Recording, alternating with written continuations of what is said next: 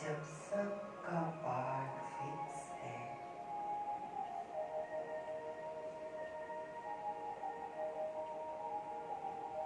फिर तो पर चिंता क्यों करते हो?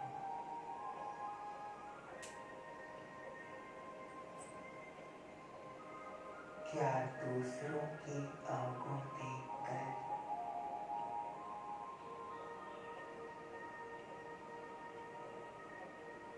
अपनी खुशी गुम करना बुद्धिमानी है?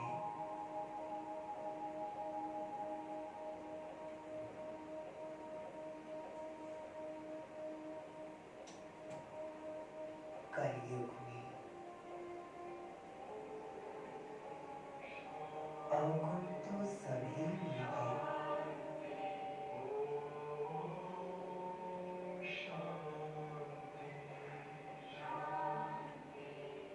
अंतर मन में ज्योति जगा लो, होगा दूर अंधेरा।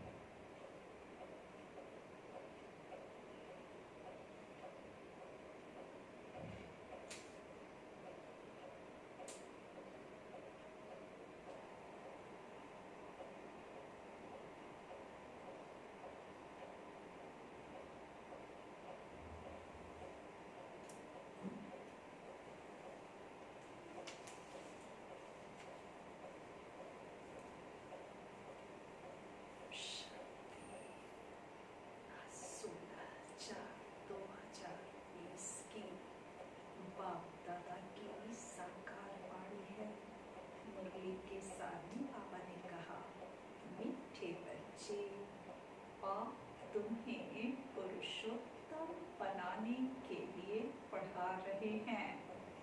तुम अभी कनिष्ठ से उत्तम पुरुष बनते हो। सबसे उत्तम हैं देवताएं। पापा ने कहा कि आप तुम्हें पुरुषोत्तम बनाने के लिए पढ़ा रहे हैं।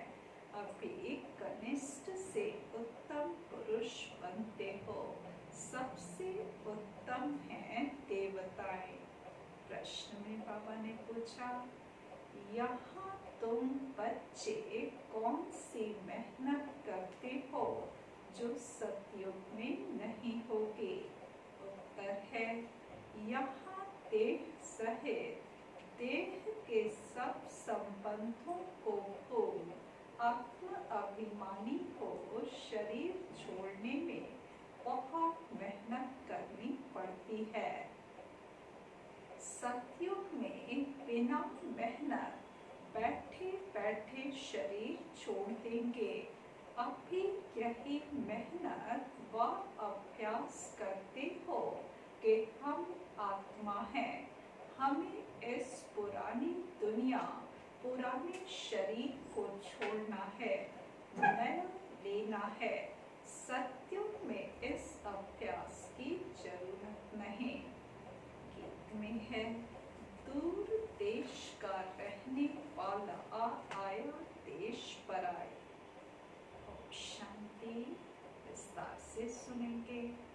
मीठे मीठे रूहानी बच्चे जानते हैं कि फिर से यानी कल्प कल्प के बाद इसको कहा जाता है फिर से दूर देश का रहने वाला आए हैं देश पर आए। यह सिर्फ उस एक के लिए ही गायन है। उनको ही सब याद करते हैं। वह है विचित्र, उनका कोई चित्र नहीं। ब्रह्मा विष्णु शंकर को देवता कहा जाता है।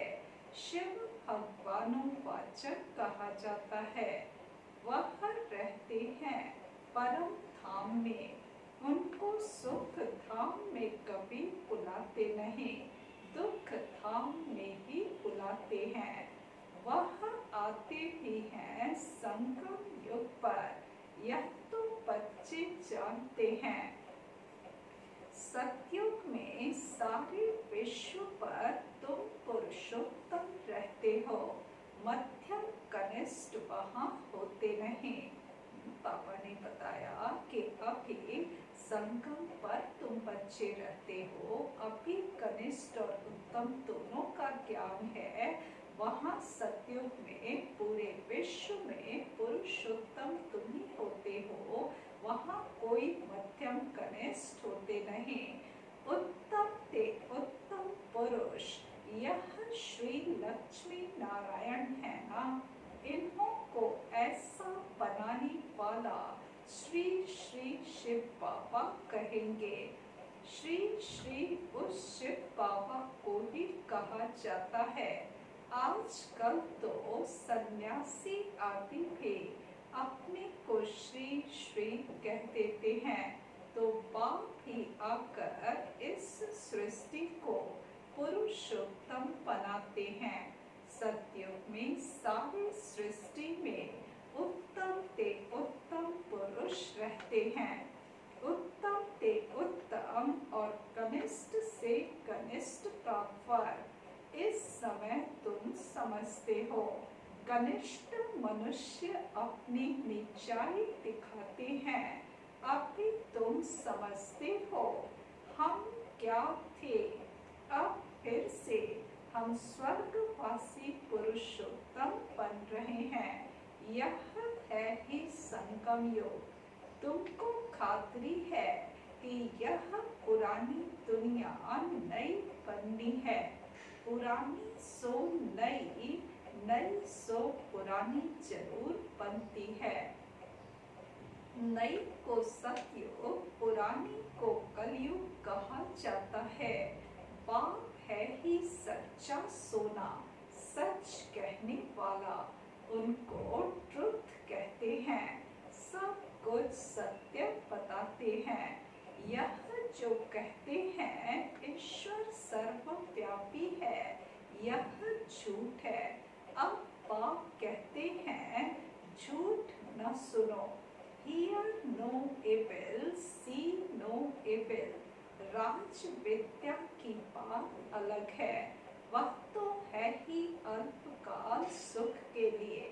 दूसरा जन्म लिया फिर नए सिर पढ़ना पड़े। पापा ने कहा कि अब न झूठ सुनो न झूठ देखो। फिर भी लौकिक दुनिया की जो भी पढ़ाई है वो तो पढ़ना ही पड़ता है, लेकिन वो अल्पकाल का सुख देता है। तो अल्पकाल के सुख के लिए एक जन्म पढ़ाई पढ़ते, दूसरा जन्म लिया तो फिर नए सिरे पढ़ना पड़ता है। लेकिन ये पढ़ाई जो सत्य पाप पढ़ाते, अगले 21 जन्म 21 पीढ़ी चलती है। वह है अल्पकाल का सुख। यह है 21 जन्म 21 पीढ़ी के लिए। पीढ़ी बुढ़ापे को कहा जाता है। वहाँ कभी अकाली मृत्यु नहीं होता। यहाँ तो देखो कैसे अकाली मृत्यु होती रहती है। ज्ञान में भी मर जाते हैं। तुम अभी काल पर जीव पहन रहे हो, जानते हो वह है अमर लोक, यह है मृत्यु लोक। वहाँ तो जब बूढ़े होते हैं तो साक्षात्कार होता है। हम यह शरीर छोड़ जाए बच्चा बनेंगे, बुढ़ापा पूरा होगा और शरीर छोड़ देंगे। नया शरीर मिले तो वह अच्छा ही है ना। बैठे बैठे खुशी से शरीर छोड़ देते हैं। यहाँ तो उस अवस्था में रहते शरीर छोड़ने लिए मेहनत लगती है। यहाँ की मेहनत वहाँ फिर कॉमन हो जाती है। बच्चे यहाँ पुरुषार्थ करते हैं, अपने को आत्मा समझ करके शरीर को छोड़ने का पुरुषार्थ करते, और लंबे समय के अभ्यास के बाद कहीं जाकर शरीर आसानी से छोड़ पाते। तो बाबा ने कहा कि यहाँ की मेहनत वहाँ फिर कॉमन हो जाती है। यहाँ देह सहित जो कुछ है सबको भूल जाना है, अपने को आत्मा समझना है, इस पुरानी दुनिया को छोड़ना है, नया शरीर लेना है।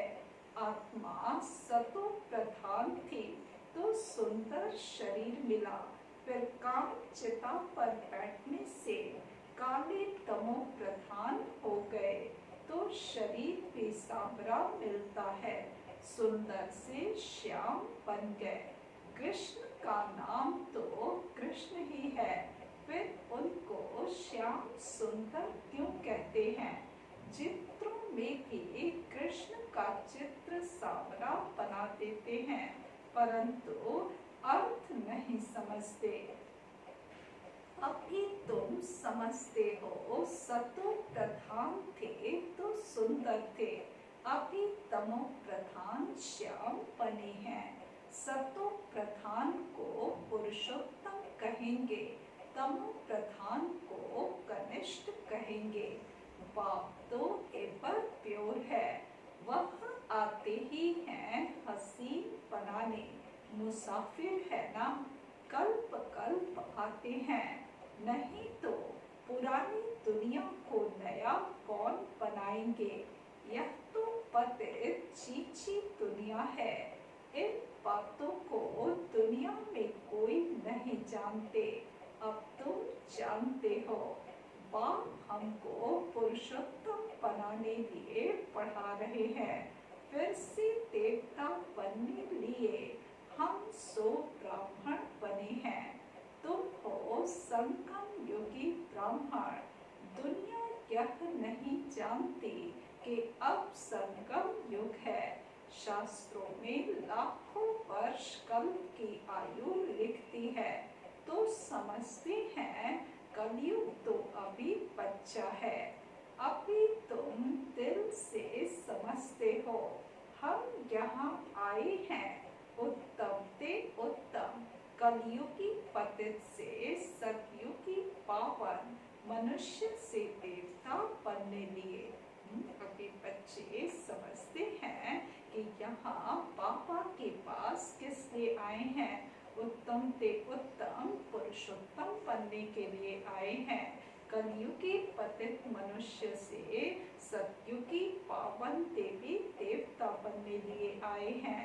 ग्रंथ में भी महिमा है, मूत पलीती कपड़ धोए, परंतु ग्रंथ पढ़ने वाले भी अर्थ नहीं समझते। इस समय तो पाप आकर सारी दुनिया के मनुष्य मात्र को साफ करते हैं। तुम उस बाप के सामने बैठे हो, बाप ही बच्चों को समझाते हैं। यह रचता और रचना की नॉलेज और कोई जानते ही नहीं। बाप ही ज्ञान का सागर है, वह सत्य है, चैतन्य है, अमर है, पुनर्जन्म रहित है, शांति का सागर, सुख का सागर, पवित्रता का सागर है।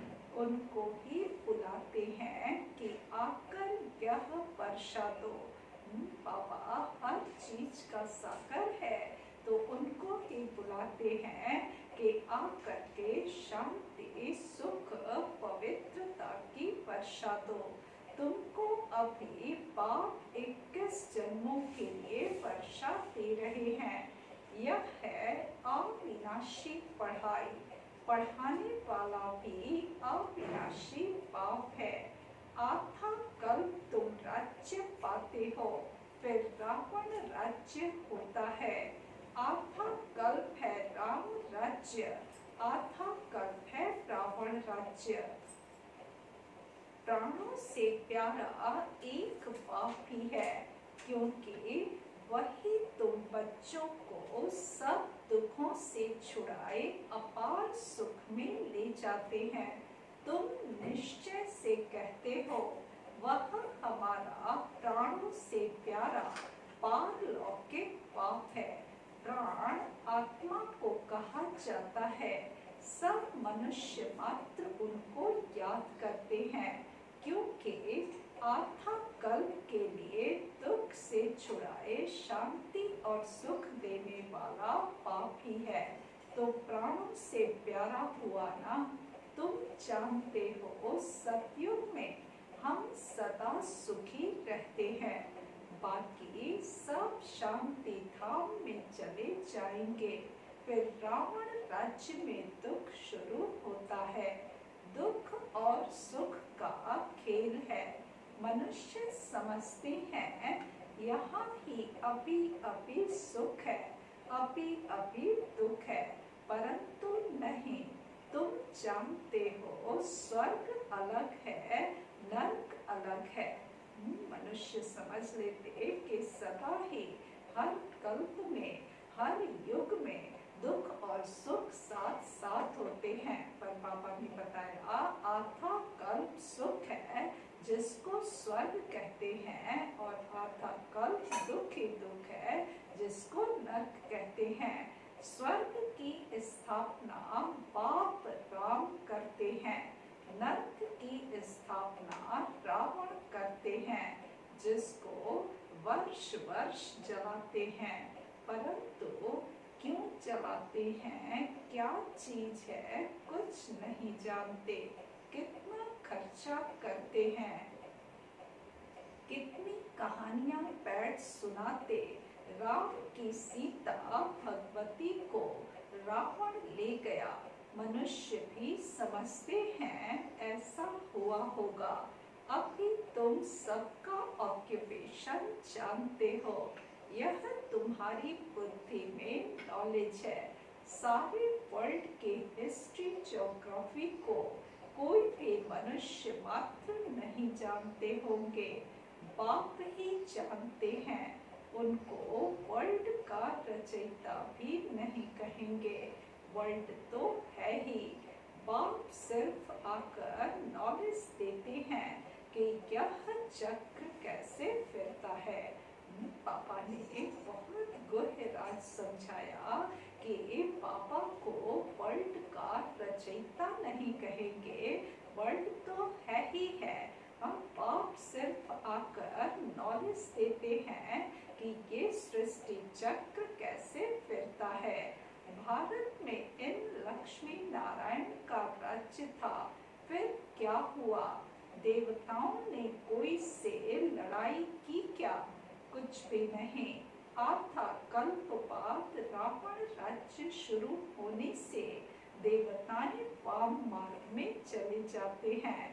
बाकी ऐसे नहीं कि युद्ध में कोई ने हराया, लश्कर आदि की कोई बात नहीं। न लड़ाई से राज्य लेते हैं न कमाते हैं। यह तो योग में रह पवित्र राज्य तुम स्थापन करते हो। बाकी हाथ में कोई चीज नहीं। राज्य पवित्र है, पवित्रता कोई वस्तु नहीं जिसको देखी जा सके। यह है डबल अहिंसा। एक तो पवित्रता की अहिंसा, दूसरा तुम किसको दुख नहीं देते। सबसे कड़ी हिंसा है काम कटारी की, जो ही आदि मध्य अंत दुख देती है। रावण के राज्य में ही दुख शुरू होता है, बीमारियां शुरू हो जाती हैं। कितनी ढेर बीमारियां हैं, अनेक प्रकार की दवाइयां निकलती रहती हैं। रोगी बन पड़े हैं ना। तुम इस योग बल से 21 जन्मों के लिए निरोगी बनते हो। वहाँ दुख व बीमारी का नाम निशान नहीं रहता। उसके लिए तुम पढ़ रहे हो। बच्चे जानते हैं भगवान हमको पढ़ाकर भगवान भगवती बना रहे हैं। पढ़ाई भी कितनी सहज है। आधा पौना घंटे में सारे चक्र की नॉलेज समझा देते हैं। 84 जन्म भी कौन कौन लेते हैं यह तुम जानते हो। भगवान हमको पढ़ाते हैं, वह है ही निराकार। सच्चा सच्चा उनका नाम है शिव। कल्याणकारी है ना। शिव नाम क्यों है? बाबा ने बताया है क्योंकि कल्याणकारी है ना। सर्व का कल्याणकारी, सर्व का सद्गति दाता है। उच्च ते उच्च पाप, उच्च ते उच्च मनुष्य बनाते हैं। बाप पढ़ाकर होशियार बनाए, अब कहते हैं जाकर पढ़ाओ। इन ब्रह्मा कुमार कुमारियों को पढ़ाने वाला शिव बाबा है। ब्रह्मा द्वारा तुमको अडॉप्ट किया है। प्रजापिता ब्रह्मा कहाँ से आया, इस बात में ही मूंझते हैं। इनको अडॉप्ट किया कहते हैं बहुत जन्मों के अंत में। अब बहुत जन्म किसने लिए? इन लक्ष्मी नारायण ने ही पूरे 84 जन्म लिए हैं। इसलिए कृष्ण के लिए कह देते हैं श्याम सुंदर। हम सो सुंदर थे, फिर 2 कला कम हुई। कला कम होते होते अभी 9 कला हो गए हैं। अभी तमो प्रधान से फिर सतो प्रधान कैसे बने? बाप कहते हैं मुझे याद करो तो तुम पावन बन जाएंगे। यह भी जानते हो यह रुद्र ज्ञान यज्ञ है। अब यज्ञ में चाहिए ब्राह्मण। तुम सच्चे ब्राह्मण हो, सच्ची गीता सुनाने वाले। इसलिए तुम लिखते भी हो सच्ची गीता पाठशाला। उस गीता में तो नाम ही बदल दिया है। हाँ, जिन्होंने जैसे कल पहले वर्षा लिया था वही आकर लेंगे। अपने दिल से पूछो, हम पूरा वर्षा ले सकेंगे? मनुष्य शरीर छोड़ते हैं तो हाथ खाली जाते हैं। हाथ खाली क्यों कहते हैं? क्योंकि विनाशी कमाई करते हैं और वह विनाशी कमाई तो साथ में चलनी नहीं है। तुम शरीर छोड़ेंगे तो हाथ भरतू करके, क्योंकि 21 जन्मों के लिए तुम अपनी कमाई जमा कर रहे हो। मनुष्य की तो सारी कमाई मिट्टी में मिल जाएगी। इससे तो हम क्यों न ट्रांसफर कर पापा को दे देवें। जो बहुत दान करते हैं वह तो दूसरे जन्म में साहूकार बनते हैं। ट्रांसफर करते हैं ना। अभी तुम 21 जन्मों के लिए नई दुनिया में ट्रांसफर करते हो। तुमको रिटर्न में 21 जन्मों के लिए मिलता है। वह तो एक जन्म लिए अल्पकाल के लिए ट्रांसफर करते हैं। तुम तो ट्रांसफर करते हो 21 जन्मों के लिए। बाप तो है ही दाता। यह ड्रामा में नूत है। जो जितना करते हैं वह पाते हैं। वह इनडायरेक्ट दान पुण्य करते हैं तो अल्पकाल के लिए रिटर्न मिलता है। यह है डायरेक्ट। अभी सब कुछ नई दुनिया में ट्रांसफर करना है। इनको ब्रह्मा को देखा कितनी बहादुरी की। तुम कहते हो सब कुछ ईश्वर ने दिया है। अब बाप कहते हैं यह सब हमको दो। हम तुमको विश्व की बादशाही देते हैं। बाबा ने तो फट से दे दिया, सोचा नहीं, फुल पावर दे दी। हमको विश्व की बादशाही मिलती है। वह नशा चढ़ गया। बच्चों आदि का कुछ भी ख्याल नहीं किया। ब्रह्मा बाबा ने जैसे ही शिव बाबा की प्रवेशता हुई, सब कुछ चल अचल संपत्ति बाबा के नाम कर दी। बच्चों आदि का बाबा ने कहा कुछ भी ख्याल नहीं किया। देने वाला ईश्वर है तो फिर किसी का रिस्पॉन्सिबल थोड़े ही रहे। 21 जन्म के लिए ट्रांसफर कैसे करना होता है, इस बाप को, ब्रह्मा बाप को देखो। Follow father. प्रजापिता ब्रह्मा ने किया ना। ईश्वर तो दाता है, उसने इनसे कराया। तुम भी जानते हो हम आए हैं बाप से बादशाही लेने। दिन प्रतिदिन टाइम थोड़ा होता जाता है। आफतें ऐसी आएंगी, बात मत पूछो। व्यापारियों का सांस तो मुट्ठी में रहता है, कोई जमघट न आ जाए। सिपाही का मुंह देख मनुष्य बेहोश हो जाते हैं। आगे चल बहुत तंग करेंगे। सोना आदि कुछ भी रखने नहीं देंगे। बाकी तुम्हारे पास क्या रहेगा? पैसे ही नहीं रहेंगे जो कुछ खरीद कर सको। नोट आदि भी चल न सके। राज्य बदल जाता है। पिछाड़ी में बहुत दुखी हो मरते हैं। बहुत दुख के बाद फिर सुख होगा। यहाँ है खूने नाहक खेल। नेचुरल कैलामिटीज भी होंगी। इससे पहले बाप से पूरा वर्षा तो लेना चाहिए। पापा ने अंत समय की सारी सीन का वर्णन किया और बाबा ने कहा कि ये सब हो, इससे पहले ही बाप से पूरा वर्षा तो ले लेना चाहिए। भल घूमो फिरो, सिर्फ बाप को याद करते रहो तो पावन बन जाएंगे। बाकी आफतें बहुत आएंगी, बहुत हाय हाय करते रहेंगे। तुम बच्चों को अभी ऐसी प्रैक्टिस करनी है जो अंत में एक शिव बाबा ही याद रहे।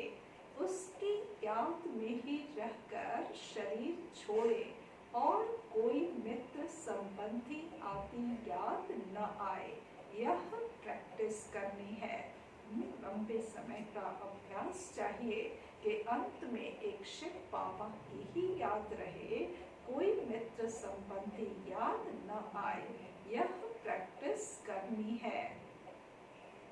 बाप को ही याद करना है और नारायण बनना है, यह प्रैक्टिस बहुत करनी पड़े, नहीं तो बहुत पछताना पड़ेगा। और कोई की याद आई तो नापास हुआ, जो पास होते हैं वही विजय माला में पिरोए जाएंगे। अपने से पूछना चाहिए, बाप को कितना याद करते हैं।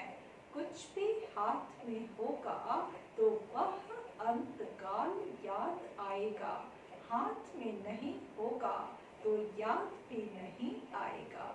बाबा ने कहा कि जो कुछ भी विनाशी प्रॉपर्टी है वो सब जो है इस ईश्वरीय सेवा में लगा दो, हाथ खाली रहेगा तो अंत समय कुछ भी याद नहीं आएगा, और कुछ भी बचा कर रखा होगा तो अंत में वही याद आएगा। बाप कहते हैं हमारे पास तो कुछ भी नहीं है, यह हमारी चीज नहीं है, उस नॉलेज के बदले यह लो तो 21 जन्म के लिए वर्षा मिल जाएगा, नहीं तो स्वर्ग की बादशाही गवा देंगे। तुम यहाँ आते ही हो बाप से वर्षा लेने, पावन तो जरूर बनना पड़े, नहीं तो सजा खाकर हिसाब किताब चुकतो कर जाएंगे, पद कुछ नहीं मिलेगा। श्रीमत पर चलेंगे तो कृष्ण को गोद में लेंगे। पहला जन्म पहली सीढ़ी पर आएंगे तभी कृष्ण को गोद में ले सकेंगे। कहते हैं ना, कृष्ण जैसा पति मिले व बच्चा मिले, कोई तो अच्छी रीति समझते हैं, कोई तो फिर उल्टा सुल्टा बोल देते हैं। अच्छा, मीठे मीठे सिके लगे बच्चों प्रति माता पिता बाप दादा का याद प्यार और गुड मॉर्निंग। रूहानी बाप की रूहानी बच्चों को नमस्ते। हम रूहानी बच्चों के रूहानी बाप को नमस्ते नमस्ते नमस्ते। धारणा के लिए मुख्य सार है, पहली पॉइंट, जैसे ब्रह्मा पापा ने अपना सब कुछ ट्रांसफर कर फुल पावर बाप को दे दी, सोचा नहीं ऐसे फॉलो फादर कर 21 जन्मों की प्रारब्ध जमा करनी है। दूसरी पॉइंट, प्रैक्टिस करनी है अंत काल में एक बाप के सिवाय और कोई भी चीज याद न आए, हमारा कुछ नहीं, सब बाबा का है। अल्फ और बे इसी स्मृति से पास हो विजय माला में आना है। वरदान दिया बाबा ने, लव और लवलीन स्थिति के अनुभव द्वारा सब कुछ भूलने वाले सदा देही अभिमानी भव। लव और लवलीन स्थिति के अनुभव द्वारा सब कुछ भूलने वाले सदा देही अभिमानी भव। स्पष्टीकरण है, कर्म में, वाणी में, संपर्क में व संबंध में, लव और स्मृति व स्थिति में लवलीन रहो तो सब कुछ भूलकर देही अभिमानी बन जाएंगे। पापा ने कहा कि कर्म में, वाणी में, संपर्क में व संबंध में, लव और स्मृति व स्थिति में लवलीन रहो तो सब कुछ भूलकर देही अभिमानी बन जाएंगे। लव ही बाप के समीप संबंध में लाता है, सर्वस्व त्यागी बनाता है। इस लव की विशेषता से व लवलीन स्थिति में रहने से ही सर्व आत्माओं के भाग्य व लक को जगा सकते हो। यह लव ही लक के लॉक की चाबी है, यह मास्टर की है। इससे कैसी भी दुर्भाग्यशाली आत्मा को भाग्यशाली बना सकते हो। बाबा की लव में लवलीन स्थिति के अनुभव के द्वारा अन्य सभी आत्माओं, बाबा ने कहा दुर्भाग्यशाली भी आत्मा होगी तो उसके लक के लॉक की ये चाबी है लव। स्लोगन है आज का, स्वयं के परिवर्तन की घड़ी निश्चित करो तो विश्व परिवर्तन हो जाएगा। स्वयं के परिवर्तन की घड़ी निश्चित करो तो विश्व परिवर्तन स्वतः हो जाएगा। मुरली के साथ में था, मीठे बच्चे बाप तुम्हें पुरुषोत्तम बनाने के लिए पढ़ा रहे हैं। तुम अभी कनिष्ठ से उत्तम पुरुष बनते हो। सबसे उत्तम हैं देवताएं।